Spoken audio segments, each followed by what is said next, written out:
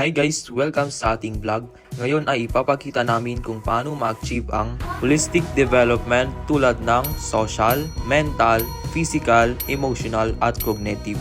Una, ipapakita namin kung paano ma-achieve ang social development.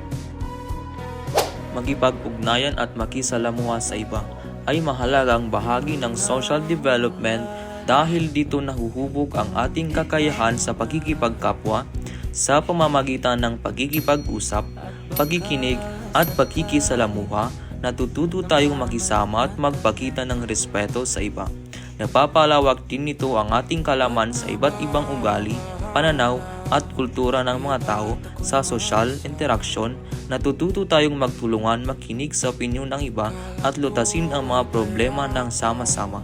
Kaya't ang aktibong pakikisalamuha ay susi sa pagiging epektibo sa pakikipagrelasyon at pakikipagbahagi sa lipunan. Pangalawa naman naming ipapakita ay kung paano ma-achieve ang mental development.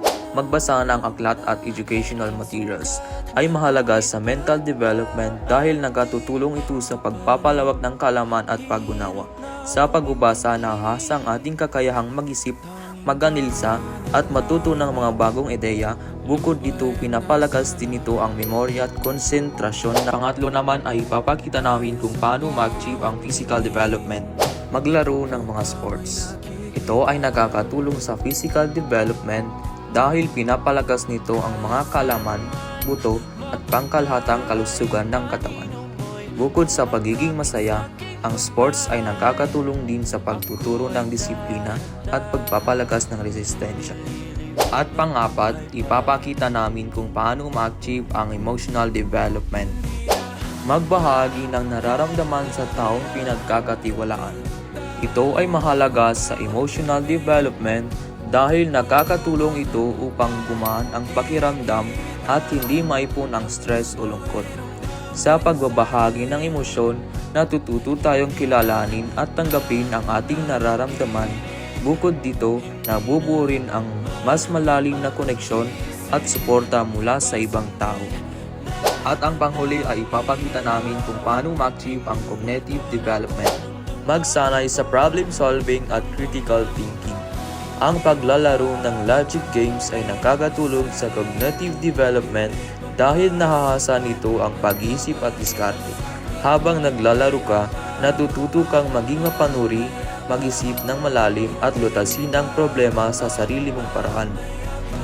At dyan nagtatapos ang ating usapan tungkol sa kung paano nga ba natin ma-achieve ang holistic development.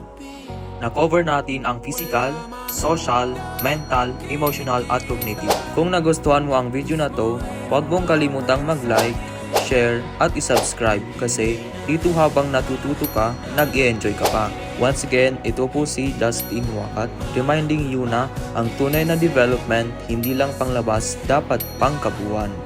Salamat sa panonood, hanggang sa susunod nating pagkikita. Bye-bye!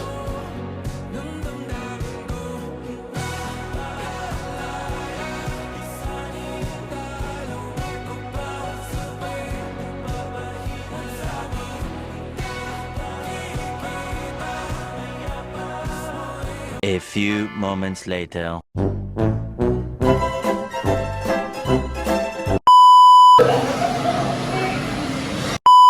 Sige, bye! Sige, Aper!